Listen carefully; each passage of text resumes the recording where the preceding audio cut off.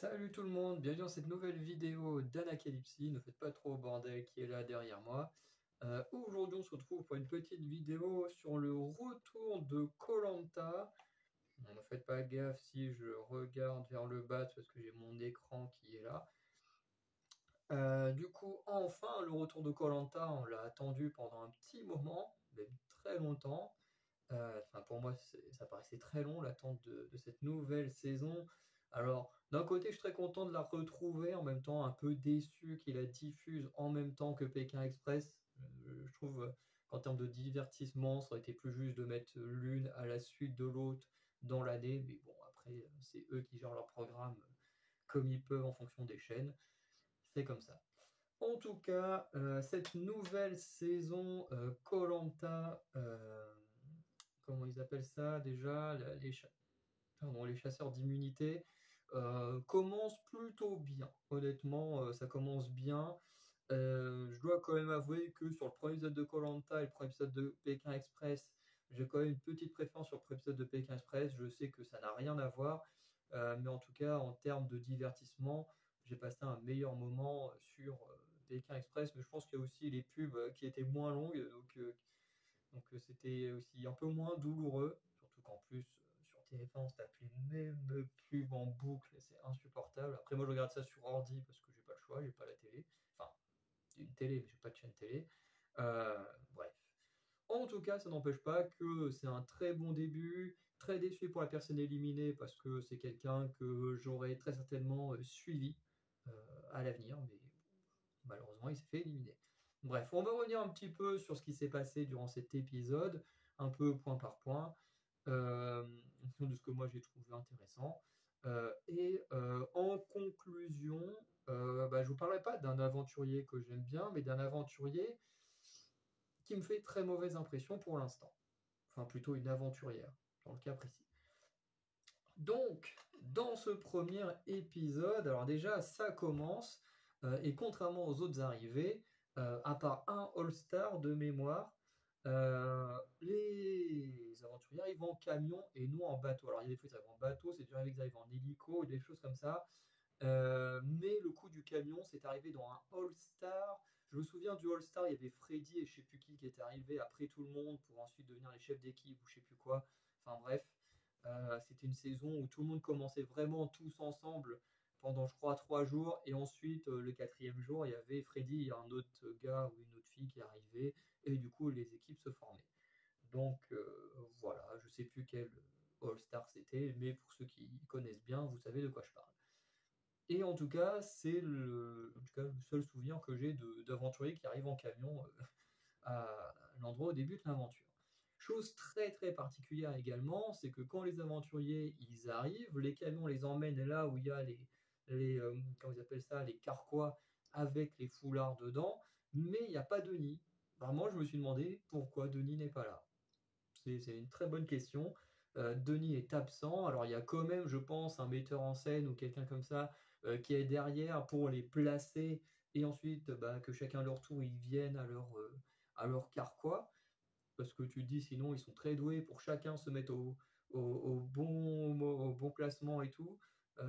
Voilà, donc voilà, il y a quelqu'un qui les a forcément placés hein, pour avoir fait de la figuration pour M6 dans La Grande Vadrouille de Norbert, je sais un petit peu comment ça se passe. Après, pour koh précisément, je ne sais pas, mais là, ça se voit clairement qu'il y a quelqu'un qui leur a dit vous vous placez comme ça, et hop, dès qu'il y en a un qui a récupéré son truc, le suivant, il y va. Donc voilà. Du coup, j'ai juste noté qui étaient dans lesquelles équipes.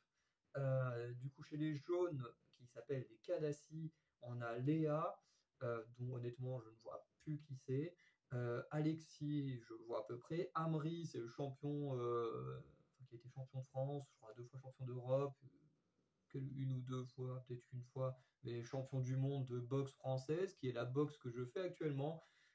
Du coup, c'est assez cool de voir quelqu'un qui fait enfin, une des disciplines que je fais, parce que je fais pas que la boxe française, je fais pas mal de disciplines.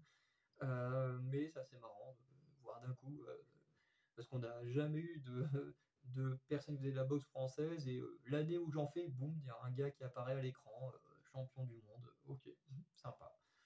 Ensuite, il y a Océane, je vois à peu près qui c'est. Aurélien, je vois pas du tout qui c'est. Bon, Nathalie, je vois très bien. Sarah, me demandez pas pourquoi, mais Sarah au début, je la confondais beaucoup avec Alicia. Les deux sont pas dans la même équipe, les deux ne se ressemblent pas du tout. Mais je sais pas pourquoi, je les ai confondus au début. Mais Sarah, je vois c'est qui. Sébastien, je vois à peu près c'est qui. Pauline et Steve aussi, je vois à peu près c'est qui. Donc ça, c'est ce qui forme l'équipe jaune. Et de ce qu'on avait vu dans le portrait de Nathalie, il y avait sa fille qui lui disait oui, n'hésite pas à mentir sur ton âge, à dire que tu as 10 ans de moins que ton vrai âge et tout. Chose que du coup Nathalie va reproduire dans le jeu en annonçant qu'elle a 45 ans au lieu de 55 ans. Voilà, alors ça ne changera pas grand chose au fait qu'elle restera la doyenne et que les gens veulent l'éliminer, mais en soi, c'est pas une mauvaise idée de mentir sur son âge quand tu es le doyen ou la doyenne. Surtout que Nathalie, quand on dit qu'elle a 45 ans, c'est pas choquant qu'elle puisse avoir 45 ans. Je trouve que c'est pas choquant du tout. Et du coup, chez les rouges, qui s'appellent les Matoukades, on a Jean, qui est le Normand, voilà. Julie, bah, je ne vois pas qui c'est. David, je vois à peu près qui c'est. Alicia, on en parlera, je vois qui c'est. Ricky, je vois à peu près qui c'est. Émilie, je vois pas qui c'est. Cécile, je m'en souviens pas. Messa, je m'en souviens pas. Maxime, je vois qui c'est. Megan, je vois à peu près qui c'est. Bref, comme on a beaucoup vu les jaunes, il y a plus de visages et de noms chez les jaunes que j'ai réussi à associer que chez les rouges. Mais je pense que au fur et à mesure des épisodes, ça viendra. C'est ce que je disais pour Pékin Express. Pareil, il y a 8 binômes, donc il faut retenir 16 noms. Dans le premier épisode, tu ne peux pas mettre tout le monde absolument en avant, donc c'est difficile de retenir absolument tout. Et quand en plus on te balance Colanta, c'est la boum, t'as 20 noms en plus à retenir la semaine d'après. Euh, c'est compliqué, hein. Mais je pense que voilà, au bout du deuxième, troisième épisode pour Colanta, ça ira. Je pense que Pékin Express, des épisodes de cette semaine, ça ira. Mais pour Colanta, je pense que pour certains aventuriers, il faudra au moins encore un ou deux épisodes pour vraiment bien avoir tous les noms et visages en tête. Mais déjà, je trouve que j'en ai déjà retenu pas mal dès le premier épisode. Donc, ensuite, les aventuriers, une fois que les équipes sont constituées, alors ils choisissent pas, hein, ils ouvrent leur carquois, ils ouvrent la couleur, et puis voilà, ça forme les équipes. Euh, et ensuite, ils doivent prendre une pirogue. Alors d'abord, ils marchent dans la rivière et tout, c'est sympa, ça rappelle les vieux treks qui manquent beaucoup aux gens comme moi qui ont vu quasiment toutes les saisons de koh.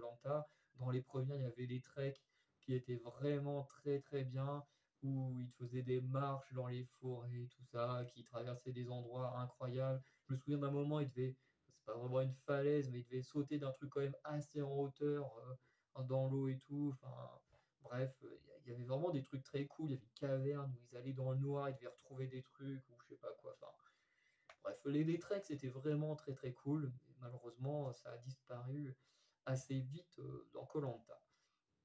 Mais du coup, genre le passage pour aller jusqu'au pirogue, dans la flotte, il s'enfonce dans la boue et tout. Enfin, c'est vraiment, ça rappelle un petit peu ça. C'est très court, mais ça rappelle des petits souvenirs. En plus, le décor est assez cool et tout.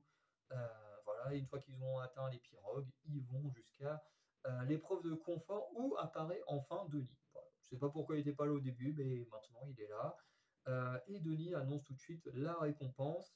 Donc la récompense qui est tout simplement des outils, des planches, tout ça, pour faciliter et aider à la construction notamment de la cabane, peut-être d'autres choses sur le camp. On a déjà vu des saisons où il y avait... alors je me demande si c'est pas Freddy, mais ça m'étonnerait pas que ce soit lui, mais qui avait fait des tables, des bancs, même une fois où ils avaient une année où ils avaient une balançoire, carrément. Bref, c'est vrai que plus on avance dans les années, de moins en moins il y a de trucs incroyables de construits sur le camp, c'est un peu dommage, mais bon, tout le monde n'est pas ingénieur, hein. Voilà. Euh, du coup, on a Sébastien chez les jaunes qui est super content, qui est en mode oui, moi je suis charpentier, enfin c'est Denis qui le met en avant, puis il fait oui, bah, comme je suis charpentier, machin, bah, forcément, construire des trucs avec du bois, ça va être génial. C'est tout bénéf pour moi. Et forcément, de l'autre côté, ils n'ont pas été cons à la production, ils ont mis un charpentier dans chaque équipe. Il y a Jean qui se met en avant aussi, en mode hey, moi aussi je suis charpentier. Bah, malheureusement, mon ami Normand, bah, mieux fait de pas te mettre autant en avant. Alors, ça jouera pas forcément contre lui, hein, je pense jamais, mais et du coup, comme il gagnera pas le confort, bah, voilà, c'est un peu dommage. Alors, du coup, le confort, qu'est-ce que c'était? C'était un parcours de 5 obstacles avec un gros morceau de bois qui servait par moment de. Ah, putain, je déteste quand j'oublie des mots comme ça en vidéo, ça m'arrive à chaque vidéo quasiment, j'oublie un mot qui pourtant est très important mais que j'oublie. Voilà, ça servait de bélier. Voilà. Euh, En gros, il le prenait, il devait défoncer des trucs ou il y a un moment, il y a une structure avec plein de bouts de bois qui forment un obstacle et avec plein d'autres mini-troncs, ils doivent frapper dedans pour qu'au bout d'un moment ça fasse dégager une ficelle de chaque côté, et ensuite tout tombe, tu traverses, enfin bref, plein de petits trucs comme ça. Et à la fin, sur leur gros rondin de bois qu'ils ont, il y a une sorte de parcours labyrinthe dessus et ils doivent le faire traverser. Parce qu'il y a une sorte de petit structure avec un truc en métal et le truc en métal doit forcément traverser le pylône. Puisqu'une fois que le pylône a tout traversé, bah, du coup, ça fait tomber une statuette qui montre que tu as gagné. Du coup, de mémoire, les jaunes ont été le plus souvent en avance, si je dis pas de bêtises. En tout cas, ils auront été les plus coordonnés sur l'ensemble de l'aventure, enfin de l'aventure.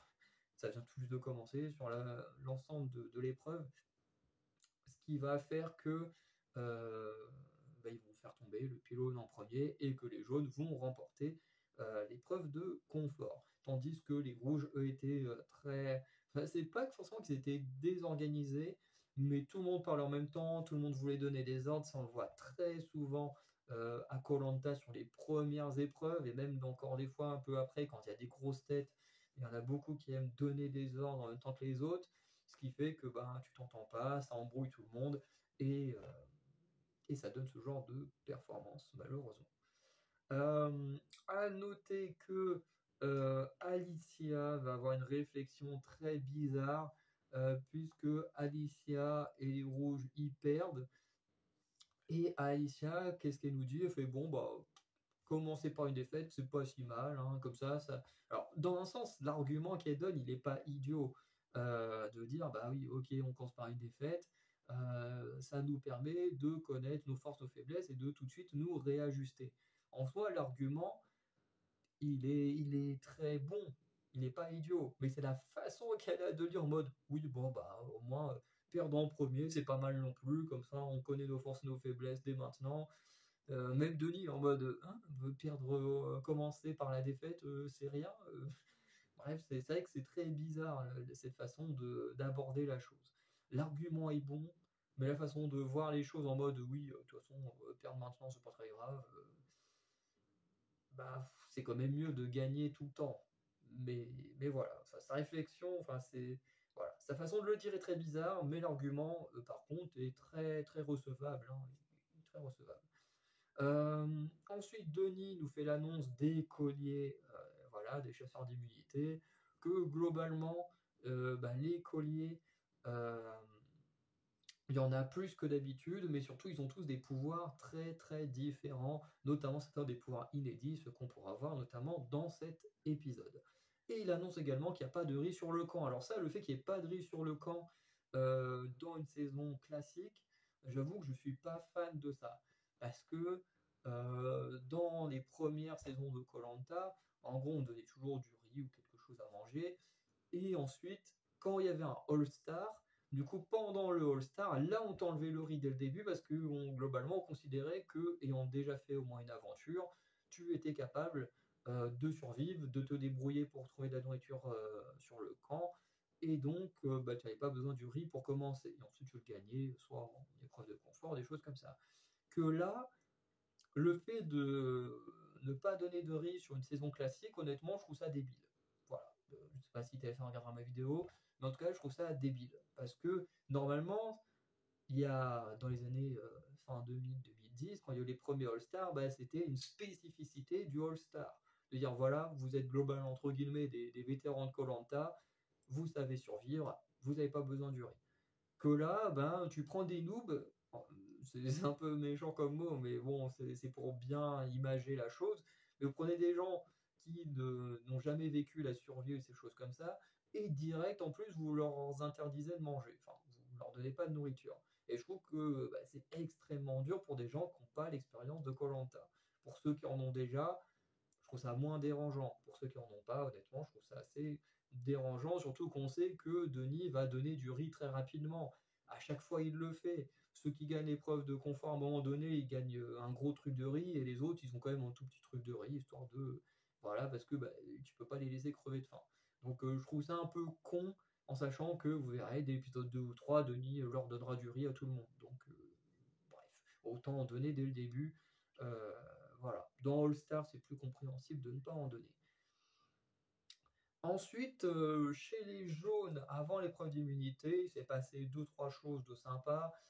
Déjà, ils vont être un peu plus organisés au départ. Par contre, après, ils vont énormément se désorganiser sur la soirée.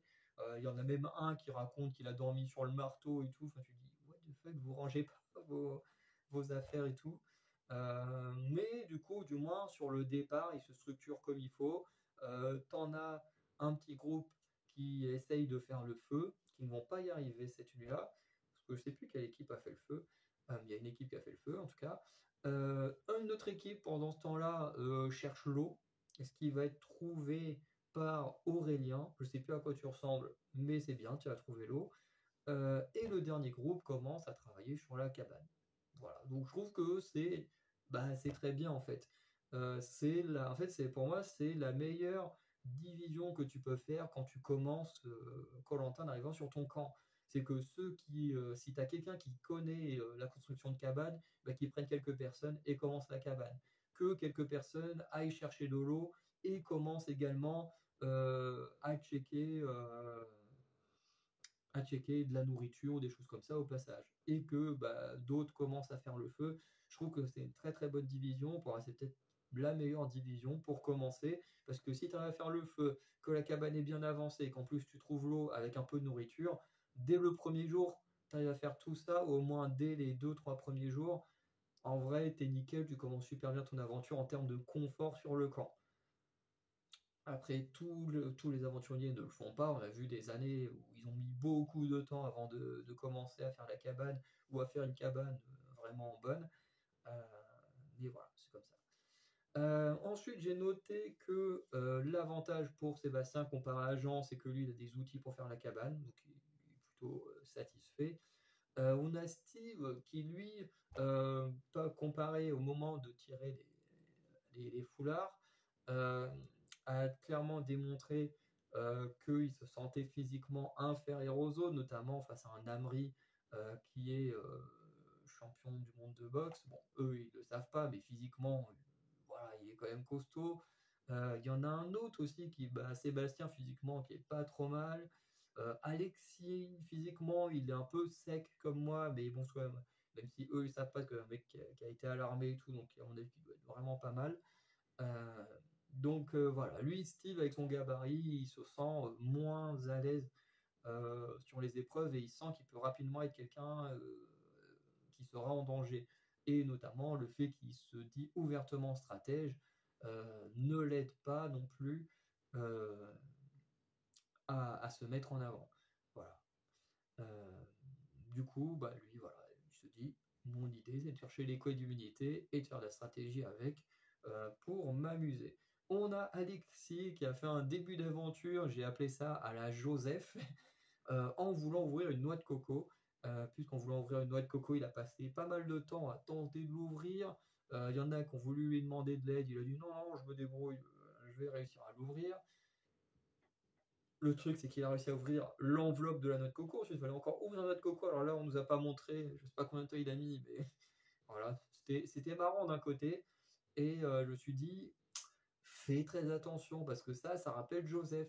Alors, dans une moindre mesure, bien entendu, mais Joseph, si s'était fait éliminer en premier de son aventure, alors que techniquement c'était un homme fort qui pouvait être très utile dans les épreuves, c'est tout simplement parce qu'il était sur une activité qui était le feu, qui est très important, mais il s'est acharné dessus. au point que, bah, il y avait aucune, sociabilité avec les autres et que, bah, les autres pour ça, ils ont dit: «Bah, allez hop, tu dégages». Donc faut vraiment qu'Alexis fasse attention. Là, on rigole parce que c'est pas grand-chose, c'est ouvrir une noix de coco, mais s'il est également comme ça sur d'autres activités, il peut très rapidement, devenir une cible pour d'autres aventuriers. Parce qu'il faut jamais oublier que l'aspect social est extrêmement important. Et il est bon aussi de noter que Steve, Alexis et Sarah commencent à former une petite alliance, notamment parce qu'il y a aussi Amri, Océane et je me demande si c'est pas Aurélien qui commence aussi à se rapprocher. Donc ils essayent de former un peu une anti-alliance avec la leur pour éviter d'avoir des problèmes. Alors, ce qui est marrant, c'est que d'un côté, le groupe d'Amri aimerait choper Alexis, si je me souviens bien, et de l'autre côté, eux, ils aimeraient bien choper Océane. Deux qui sont dans des alliances différentes, mais je pense que petit à petit, effectivement, Sarah et Alexis finiront par racoler l'alliance d'Aurélien, Amri et Océane. Et d'ailleurs, ça se vérifiera un peu plus tard dans l'épisode. En tout cas, chez les rouges, bah, qu'est-ce qui se passe? Bah, les rouges, ils n'ont pas d'outils, donc d'abord ils vont se questionner sur où placer la cabane. Certains aimeraient la foutre plus sur le sable, puisqu'en étant un peu éloigné des arbres et tout ça, euh, ils pensent qu'ils seront moins sujets à être approchés par les animaux, par les insectes et tout ça. Euh, Tandis que d'autres pensent que c'est mieux de le mettre euh, au niveau de l'entrée de la forêt, quoi. Euh, Déjà parce qu'il y a deux gros arbres qui permettent de faire un peu une structure pour la cabane. Et, euh, et également parce que le sol est plus plat. Pour dormir, c'est mieux, hein. Je crois que c'est les jaunes qui racontaient qu'ils glissaient à moitié parce que le sol n'était pas stable. Donc ils devaient refaire le sol. Euh, et, euh, et du coup, chez les rouges, il réfléchit un peu à ça. Et d'ailleurs, Jean, il nous dit, de toute façon, qu'on soit sous les arbres ou là-bas dans le sable, dans tous les cas, des animaux, il y en aura partout. Donc voilà, autant aller sur un endroit où on sera stable, on sera le plus protégé au maximum, notamment des intempéries. Voilà. Euh, Maxime, lui, va trouver de la nourriture, mais va hésiter à partager la nourriture. Mais il y a une fille qui va la trouver. Je me demande si c'est pas Julie ou quelqu'un d'autre. Euh, et du coup, bah, le fait qu'on le voit avec les bananes juste au-dessus de sa tête, forcément, il va se dire, bon, bah, vas-y, hop, on les prend, je partage, même si ça le faisait un peu chier de partager. Parce que Maxime, lui, sa stratégie, alors je ne pense pas que ce soit une stratégie sur le long terme, mais lui, il se dit, voilà, je veux prendre de la nourriture à ramener et à partager, mais je veux aussi me garder de la nourriture de côté pour moi, et rester, du moins, en forme. Ce qui en soi est une stratégie pas idiote, puisque bah, si les autres mangent moins et que lui mange un petit peu plus en cachette, puis techniquement il reste physiquement plus fort que les autres, et il peut prendre un avantage sur les autres là-dessus. Après, moralement, est-ce que c'est bien ou pas bien de partager ou pas la nourriture, hein, on peut dire, hein, Claude, dans sa première saison, a mangé une dizaine de bananes avec Kunle en cachette, ça ne l'a pas empêché de devenir l'un des plus grands aventuriers de koh jusqu'à ce qu'il se mette à tricher. Donc voilà, je pense qu'aujourd'hui, Maxime a peut-être pris une petite sauce sur les réseaux sociaux, je ne sais pas, parce qu'on sait que les réseaux sociaux ne sont pas tendres avec les jeux d'aventure, que ce soit Pékin Express, où il y a déjà des choses que j'ai mentionnées, où je me suis dit, il va falloir faire attention à certains aventuriers, et notamment j'avais pas tort pour certains. Euh, et là pour Colanta, ça va être pareil, les aventuriers, je sens qu'ils vont prendre des balles perdues. Et je pense que Maxime, par rapport à la nourriture, fera partie de ces gens-là. Mais honnêtement, c'est vrai que moralement, je suis pas trop d'accord avec le fait de ne pas partager la nourriture. En attendant, ça a déjà été fait avant. C'est pas non plus quelque chose de grave, puisque la production va forcément nourrir, ils vont pas laisser les gens crever de faim. Donc que le mec il se garde des trucs de côté pour lui tout seul ou pas, ça changera rien aux autres du fait que eux ils auront de la nourriture également à un moment donné. Euh, Après c'est sûr que moralement c'est pas cool. Mais stratégiquement, ça reste une stratégie. Tu sais que le programme il va pas te laisser crever de faim, Donc, tu gardes une voiture pour toi. Au moins, tu es sûr de rester le plus en forme que les autres. Et c'est une stratégie comme les autres. Voilà. Euh, Ensuite, on a des problèmes de santé côté rouge, puisque dès le début, David, qui est pourtant est une force de la nature, qui physiquement, quand même, il en impose, bah, il est pas bien du tout. Physiquement, il se sent pas bien et il est obligé de rester couché pour bah, se reposer et espérer aller mieux. Et de l'autre côté, c'est Jean, notre ami le Normand, voilà, qui fait pas une belle description de la Normandie, mais qui techniquement n'a pas totalement tort, hein. En plus, il est du Calvados, donc on est du même département, donc je peux même pas essayer de le nier ce qu'il dit, hein. Euh, mais globalement, il se fera mal à l'œil apparemment avec un. Alors, c'est un truc, je me suis dit, attends, ça existe ce genre de conneries? Apparemment, il aurait pris une sorte de coup de soleil aux yeux. Si j'ai bien compris, je me suis dit, what? C'est vraiment possible de se prendre un coup de soleil aux yeux? C'est what the fuck? Euh, je comprends pas comment ça peut arriver. Et après, en même temps, je me dis, c'est vrai qu'en Normandie, le soleil, c'est pas ce qu'il y a de plus présent. Alors, il y en a quand même. Voilà, hein, on n'est pas l'endroit où il fait le plus gris en France, où il y a le plus de pluie en France, puisque cet endroit-là, il est dans le sud-ouest. Voilà, c'est même pas en Bretagne. Mais, euh, mais c'est vrai que quand il y a du soleil, en général, c'est assez agressif, surtout pour les gens comme nous qui ont des yeux très clairs. Donc vous ne le voyez pas là, mais j'ai les yeux très clairs aussi. Euh, et quand je sors chez moi, genre au niveau de la fac, ils ont refait un stadium et tout, un beau stade. Euh, Sauf que le sol, il est blanc. Enfin, le sol en dehors du stade, bien sûr. Et pareil, sur le bas de la fac, ils ont refait des escaliers avec des rampes pour que les handicapés en fauteuil puissent venir sur la fac. Sauf que pareil, ils ont fait ça en blanc. Sauf que quand il y a du soleil, bah, le soleil arrive dessus et paf, ça t'agresse les yeux. Moi, je marche à l'aveugle pendant plusieurs mètres, le temps de m'habituer au soleil parce que c'est une horreur. Je comprends pas pourquoi ils ont fait le sol blanc à certains endroits. De toute façon, personne ne comprend pourquoi le sol est blanc à certains endroits. C'est complètement con. Quand il y a du soleil, ça nous agresse, c'est horrible. Mais bon, bah, c'est comme ça. Et en vrai, ça fait un peu peur de dire que tu peux prendre un coup de soleil dans les yeux. C'est horrible. Du coup, Jean s'est retrouvé totalement aveuglé pour la nuit. Ils lui ont mis un petit produit, ensuite ils l'ont totalement aveuglé avec des bandes. C'était assez marrant. C'est la première fois qu'on voit ça à koh. Voilà, c'est assez impressionnant. Moi qui candidate régulièrement pour faire koh, j'avoue que ça me fait un peu peur, hein. Je me dis toujours, mon problème, c'est que je suis très fragile des oreilles et tout ça. Mais alors, si en plus il faut faire attention aux yeux, on n'a pas fini. Bref. Ensuite, on arrive à l'épreuve d'immunité. Donc, l'épreuve d'immunité qui se fait en deux étapes, qui est assez intéressante. C'est que d'abord, tu as une épreuve de funambule. Voilà, tu as une corde et tu dois traverser la corde. Donc, tu as des petites cordelettes qui t'aident en hauteur. Euh, voilà, et tu dois te débrouiller. Alors, tu as tes équipiers qui, eux, tirent la corde de l'autre côté pour que celle sur laquelle tu marches soit le plus tendu possible. Et ensuite, bah, toi, tu traverses ça en t'aidant des petites cordelettes et tu dois arriver de l'autre côté. Du coup, le but, c'est que tous les aventuriers passent de l'autre côté.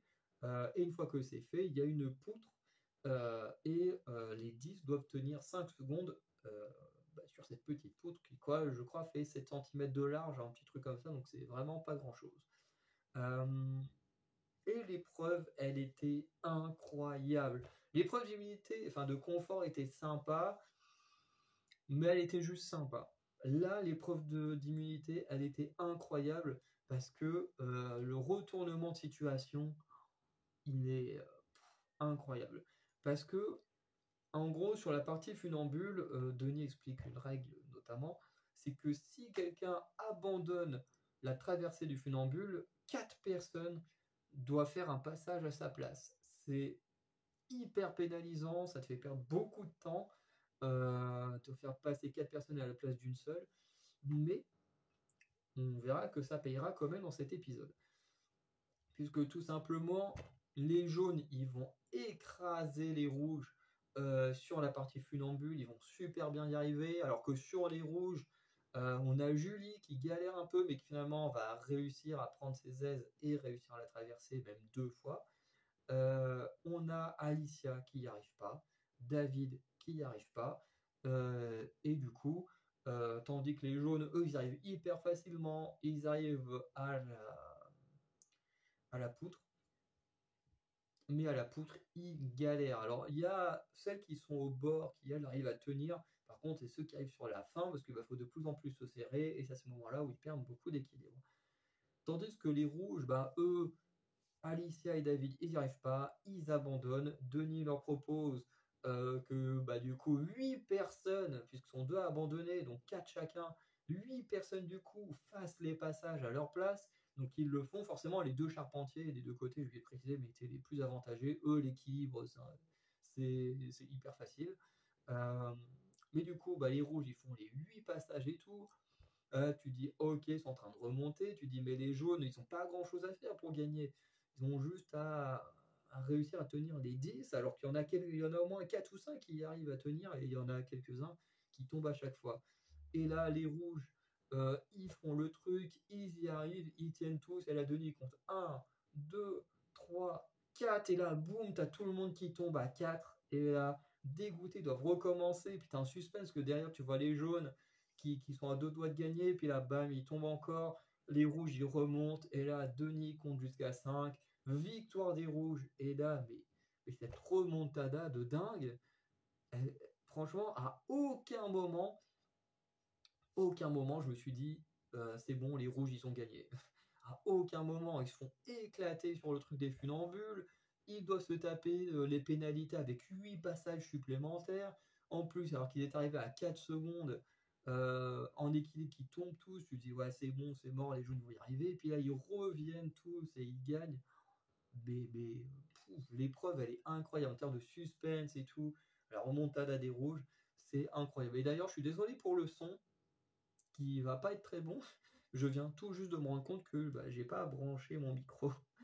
Bref, je suis désolé. Après, mon téléphone fait pas non plus un son trop dégueulasse, mais je viens de me rendre compte que j'ai oublié de mettre mon micro. En tout cas, voilà, l'aventure, enfin l'épreuve était vraiment pas mal. Ensuite, bah voilà, les rouges sont immunisés. Et du coup, sur le camp rouge, on ne verra pas grand-chose. Que les immunisés, bah, voilà, on n'a pas grand-chose à voir chez eux. Puis surtout que c'est que le début, il n'y a pas encore beaucoup de stratégie, de machin, donc voilà, pas grand-chose à montrer. Et d'ailleurs, on va juste nous montrer que bah, la cabane, ça continue d'avancer, l'amélioration, tout ça, et que il y a aussi un désaccord par rapport à la façon de chasser, notamment le crabe. Puisque on a David qui est en mode vas-y, tu mets la casserole là, et puis les crabes ils vont tomber dedans. Et vraiment, t'as Maxime qui est en mode non, mais tu crois qu'ils vont juste aller dedans, voir oh tiens, il y a un trou, je saute dedans. Et l'autre fait oui, non, mais de toute façon, c'est du hasard. Soit ils vont aller dedans, soit ils vont pas tomber dedans, mais on tente, on met le truc là comme ça, et puis c'est bon. Et Maxime il est en mode oui, c'est complètement con. Les animaux, ils sont pas si stupides que ça. Ils le voient qu'il y a un trou, ils vont pas aller dedans volontairement, s'il n'y a pas quelque chose qui les attire. Et d'ailleurs, il y a une fille, je sais pas laquelle chez les rouges, qui va se faire la réflexion en mode ah ben moi j'ai eu la même idée que David. Et Maxime il est totalement désespéré, c'était très drôle. Il doit être dans cette, il doit se dire mais je suis dans une équipe de cons moi. Genre tous ils croient que les crabes ils voient un trou ils sautent dedans quoi. Bref, c'était marrant. Moi, ça m'a fait marrer ces petits moments-là. Même si on sent que Maxime, il était déjà bien énervé, donc tu dis, ok, c'est que le début de l'aventure, ça peut vite péter. On sait qu'il y a des caractères très forts, donc ça peut vite péter. Ensuite, chez les jaunes, il se passe un peu plus de choses, puisque on est l'équipe qui va au conseil. On a Steve, Nathalie et Pauline qui sont en danger. Steve, on sait déjà que lui, physiquement, il ne se sent pas à la hauteur des autres hommes, donc il se sent en danger.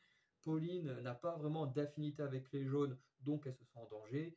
Et Nathalie, étant la doyenne, elle se sent en danger. Voilà. Donc, on a Sarah qui, elle, va aller discuter avec Océane. Les deux sont assez fusionnels et veulent faire l'aventure ensemble. ce qui était d'ailleurs le cas d'Océane aussi avec Amri.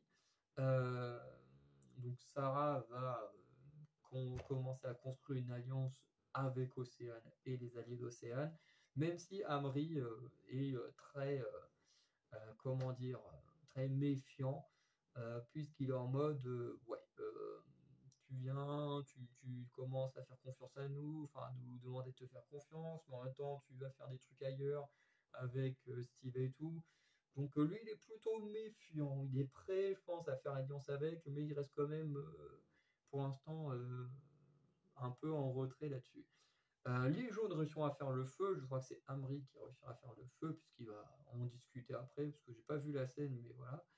Euh, Sébastien, je crois que les charpentiers, c'est pas du tout leur, leur premier jour, puisque il va se frotter un moment l'œil en ayant du sable dans la main, parce que forcément ils s'en doutaient pas, hein, il n'est pas juste pris du sable et s'est frotté l'œil. Mais du coup, ça va lui causer des douleurs également à l'œil, donc pareil, plaf, produit, et bon, au lieu d'avoir les deux yeux de bandés, il va en avoir qu'un seul. Voilà. On n'a jamais vu de personne entre guillemets, avoir des problèmes au niveau des yeux. Et là, on arrive, boum, sur les 3 premiers jours, 2 personnes qui ont des problèmes aux yeux. Voilà, c'est pas une saison où il faut être sensible des yeux. Euh, du coup, après ça, Steve et Pauline, eux, vont partir à la course au collier, tandis que Nathalie va être un peu plus, euh, un peu plus sereine, puisqu'elle elle pense que Steve va partir, donc elle se sent un peu plus sereine. Sauf que Steve va trouver un collier. Et avec son collier, il va aller voir les autres, il va dire, voilà, moi j'ai trouvé un collier d'immunité, mon collier d'immunité me permet de me protéger dès le prochain conseil, donc globalement, vous ne pouvez pas voter contre moi au prochain conseil. Voilà. Sauf que le problème, c'est que Steve étant énormément stratège, c'est ce que Océane notamment va mettre en avant lors du conseil, c'est qu'en fait, elle va lui dire, tu es tellement stratège que soit tu nous as tout dit par stratégie, voilà, mais connaissant comment tu t'es décrit dès le début, on pensait que tu nous avais forcément caché quelque chose, et donc, si tu nous dis comme ça dès le début, en nous cachant quelque chose, sachant que les colliers ont plein de pouvoirs différents et tout, et que tu nous dis, voilà, moi je suis protégé maintenant, c'est qu'il y avait sûrement une entourloupe, et que le collier finalement ne te protégeait pas, et en fait, que ce soit Amri, parce qu'Amri aussi a eu cette réflexion, ou Océane avait totalement raison, donc eux ils sont moins dans la stratégie directe, mais par contre, ils sont très doués pour déceler pour l'instant ce qui se passe chez les autres. Mais en même temps, Steve, c'était facile puisqu'il était ouvertement stratège. Euh, du coup, voilà. L'annonce forcément que Steve a un collier va d'un coup donner du stress à Nathalie, ce qui est totalement compréhensible, puisque bah, d'un coup, Nathalie se dit, ah, moi je pensais qu'il allait partir, mais finalement, s'il est protégé par un collier, bah, moi je suis dans la merde, parce que du coup, bah, c'est entre moi et Pauline. Et, mais du coup, encore une fois, Steve, en ayant fait tellement des tonnes auprès de ses équipiers, Nathalie et même Pauline sont en mode, ouais, il y a un truc qui va pas. Le fait que, encore une fois, les colliers aient plusieurs pouvoirs différents, le fait que Steve en fasse des tonnes en mode détendu et tout, ils se disent, stratège comme il est, il y a forcément Anguille sous roche, et au final, ils auront raison. On arrive au conseil. Au conseil, Steve va reparler du collier d'immunité en disant, voilà, moi je me sens serein, ce sera un collier d'immunité. Je l'ai tout de suite prévenu mes camarades pour être honnête, machin. Et Amri, du coup, va montrer son scepticisme, ce qui va ensuite aussi pousser un peu plus tard Océane à suivre un peu les arguments que j'ai donnés juste avant quand j'ai mentionné cette dernière. Du coup, forcément, Steve va sortir son collier d'immunité. Euh, il va lire le message, et le message, qu'est-ce qu'il dit? Bah, que Steve n'est pas protégé, mais que lui doit protéger 2 autres personnes, et qu'effectivement, le collier se jouait à ce conseil-là. Euh, Du coup, il va faire le choix de protéger Sébastien, puisque Sébastien est méritant selon lui, et il va protéger Pauline pour qu'elle ait plus confiance en elle en continuant l'aventure, puisque Steve, dans son idée, Nathalie, que lui, il veut éliminer, sera celle qui partira. Mais au final, au dépouillage des votes, on se trouve à 4 voix contre Nathalie et 6 voix contre Steve, et c'est là que Océane va faire son, oh, comment on dit ça, laïus autour de la façon de jouer de Steve. Et que du coup, c'était trop gros pour être vrai qu'il soit protégé. Du coup, Steve est éliminé. Chose qui m'a étonné, c'est qu'il n'y a pas eu d'éteint de flambeau. Voilà, on lui a pas dit va chercher ton flambeau, machin. Il n'y a pas éteint son flambeau, c'était un peu bizarre. Surtout que juste après, je me suis tapé une pub où là, il y avait des gens dans la pub qui éteignaient des flambeaux. Je me suis dit, bon, ok, il y a des petits trucs qui changent. Ça fait un peu bizarre, mais voilà. Donc voilà, bilan du premier épisode, pour moi, c'était très bien. On découvre petit à petit tous les aventuriers, c'est très cool. On commence à voir des alliances, on a de la stratégie. Les épreuves, c'est vraiment cool, surtout l'épreuve d'immunité qui était vraiment très bien. Donc pour l'instant, je suis satisfait de ce premier épisode. Le seul truc que j'ai à dire, c'est que contrairement à Pékin Express, où j'ai déjà un favori, enfin un ou deux groupes de binômes favoris, euh, ici, j'ai pas spécialement de favoris. Forcément, je soutiens Jean parce qu'il est de ma région, même de mon département. Euh, mais au-delà de ça, j'ai pas encore un ou une aventurière qui me fait dire je veux que toi tu gagnes. Il y en a que j'aime bien, voilà, où j'ai rien à reprocher. Il y en a que j'ai pas assez découvert, ou de toute façon je sais même pas c'est quoi leur nom, ou d'autres où en voyant les noms, je n'arrive pas à remettre leur tête dessus. Donc voilà. Euh, donc avec le temps, de toute façon, koh ça a toujours été, comparé à Pékin Express, l'émission où je mets un peu plus de temps à avoir un ou plusieurs aventuriers favoris. Dans Pékin Express, ça arrive souvent des premiers ou deuxièmes épisodes. À koh soit ça arrive vite, soit ça prend du temps. Ça dépend qui est mis en avant dans l'émission. Mais il y a au moins une aventurière qui sera jamais ma favorite et qui pour moi commence très très mal, c'est Alicia. Alicia, c'est simple, je l'aime pas. Alors je vais pas aller sur les réseaux sociaux, l'insulter, la harceler ou quoi que ce soit, mais en tout cas, de ce qu'elle montre dans l'aventure, pour l'instant, je ne l'aime pas. Je n'ai pas spécialement envie d'avoir à gagner. Surtout qu'on sait qu'elle aura à un moment donné une altercation avec quelqu'un. Et en fait, ce qui me dérange, c'est que sportivement, elle n'est pas excellente, excellente. Euh, Socialement, elle n'est pas excellente non plus. Enfin, du moins du peu qu'on en a vu. Après, en survie, elle a l'air de faire le taf comme tout le monde. Et après, c'est quoi le quatrième S? Attends, survie. Ah oui, la stratégie, ça, on n'a pas encore eu le temps de voir, donc on ne peut pas juger. Mais ce qui m'a dérangé chez elle, déjà, c'est sa réflexion en mode limite. Bon, on a perdu, c'est pas grave, voilà. C'est pas grave, c'est qu'une défaite, voilà. Quand tu es dans un jeu comme koh c'est pas bon du tout d'avoir ce genre d'argument. Donc le mettre en avant, surtout qu'elle a cet argument-là au confort, à l'immunité, le fait qu'elle ait dû abandonner, alors en mode oui, je suis en colère contre moi-même d'avoir perdu, enfin, d'avoir dû abandonner, machin. Donc déjà, entre les deux épreuves, elle a déjà pu les mêmes arguments. C'est un côté, c'est pas grave qu'on ait perdu parce que toute l'équipe a perdu, et dès qu'elle perd toute seule, c'est oh là là, je la rage sur moi-même, machin. Ce qui est assez compréhensible aussi, parce que le fait d'avoir perdu en équipe, elle peut se dédouaner sur les autres. Que là, en perdant toute seule, elle peut plus se dédouaner. Mais bon, voilà. Et surtout, en fait, ce qui m'a énormément dérangé chez elle, c'est sa façon de juger. Je sais plus comment elle s'appelle. Je me demande si c'est pas Émilie. Attends, je vais voir sa photo là sur Insta. Oh, putain, on n'y voit rien, c'est trop petit. Ouais, c'est Émilie, je crois, la grande sportive là. Je crois que c'est Émilie. Et en gros, c'est simple, au moment où tu as donné, tu as Alicia qui est en mode Émilie.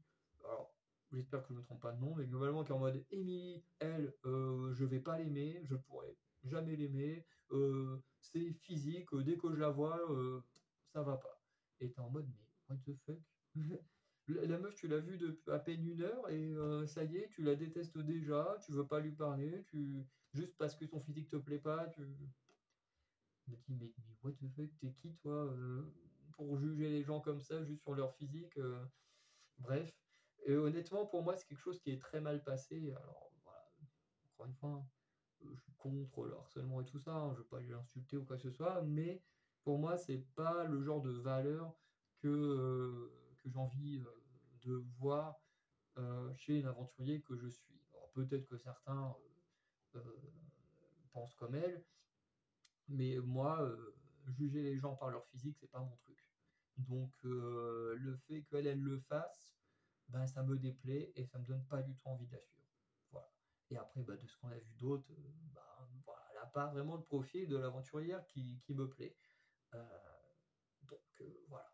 Pour l'instant, Alicia, c'est plus l'aventurière que j'aime le moins, de cette aventure. C'est celle qui m'a marqué négativement.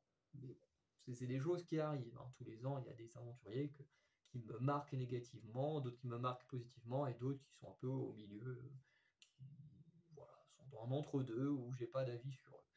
Bref, en même temps, il y a tellement d'aventuriers, c'est comme ça. Donc voilà, on va arrêter la vidéo là. Une quarantaine de minutes, c'est déjà pas mal. Dans la globalité, je suis quand même très satisfait de l'épisode, c'était très bien. J'ai passé un très bon moment. Honnêtement, l'épisode, je ne l'ai pas vu passer tant que ça, à part les pubs qui étaient casse-couilles. Mais à part ça, l'épisode, j'ai trouvé qu'il était très bon. Donc, n'hésitez pas à me dire si vous avez aimé cet épisode. Et n'hésitez pas à me dire si vous avez déjà des favoris ou non. Pas obligé d'avoir des favoris dès le début. Et sinon, bah, je vous souhaite une bonne journée, une bonne soirée. Je vous dis à très bientôt pour de nouvelles vidéos. Ciao tout le monde.